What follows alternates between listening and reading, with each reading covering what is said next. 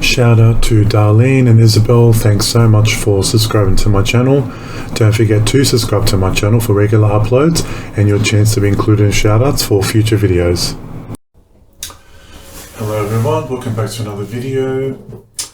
Today I'll be making more facial bars, and these particular facial bars I have designed for dry skin, and it's got a high level of olive oil, as all my facial bars do, but I've actually put 10% shea butter in this. It used to be 5%, but I thought I'll up it a little bit, and I'm starting to add 5% coconut oil, just 5%, to my facial bars. They already had 5% castor oil in it, but I thought I'd add the coconut just to really boost the lather, because obviously when you have 80% and above olive oil, it does get a little lower lather.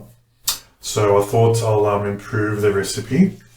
So I decided to change it. It was 90% olive oil before, 5% shea, 5% castor. So what I've done is 80% olive oil, 10% shea butter, 5% castor, 5% coconut, at 10% super fat. So in here is those oils and butters that I just mentioned, and I've also put the natural vitamin E and 3% white kaolin clay. And for the lye water, of course, the standard sugar, salt, sodium lactate. And for facial bars, I do 1% citric acid. And for the body, I do tend to do 2% citric acid, and same for the hair.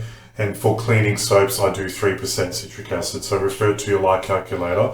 It's particularly lye cal because it's very easy to use, of how much extra lye you need and how much citric acid you have to put in your recipe. But for the facial bars, because the face is very sensitive, I don't recommend going above 1% citric acid. I have done test batches before, and I did 2%, and it could be just my skin, but I found that it cleaned, because of hard water, especially if you have hard water, I just found it stripped my skin, my face, but going to 1%, it solved that issue. So it could be a combination of things, because as you know, I was using virgin olive oil before. Now I've switched back to Australian extra virgin olive oil, so I haven't really 100% been able to pinpoint with the facial bars whether it is the citric acid I put in, because I did both changes at the same time. So I started introducing citric acid to my recipes, and I changed to virgin olive oil.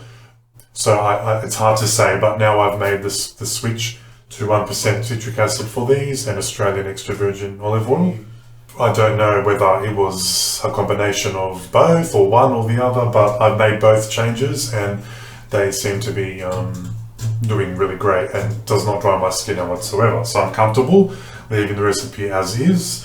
The only thing different is I've added 3% coconut milk powder to this, because I've got actually a lot of coconut milk powder. You probably heard me mention it in last week's video. And I have been making my own coconut milk, but I need to use the powder up. I don't want it to go to waste. So I will be adding coconut milk to this particular recipe. And probably the anti-aging and the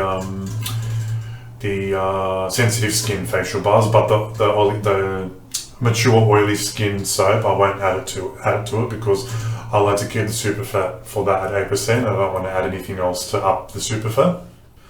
Alright, so the three other bars, the argan oil bars or the anti-aging bars, and I put acai berry into that as well. That's okay to add the coconut milk powder, but and all the other ones I make too. But for oily skin, you want to keep it not at 10%, because I think that'll just make your skin your face more oily. Right, so this recipe doesn't move too fast, but because it's above 35 degrees, 37, 33, yeah. I don't like to soak below 35 when there's high amounts of shea butter in it, because it can start to solidify and it will give you a false trace. So now is the perfect time to pour it off, and get the soap done. So I think I'm going to mix everything now. It's at the temperature I want it to be, and make some facial bars, pour it off into the molds, and then I will come back about after 6 hours because it does have a fairly high olive oil content. So 6 hours it will be ready to unmold.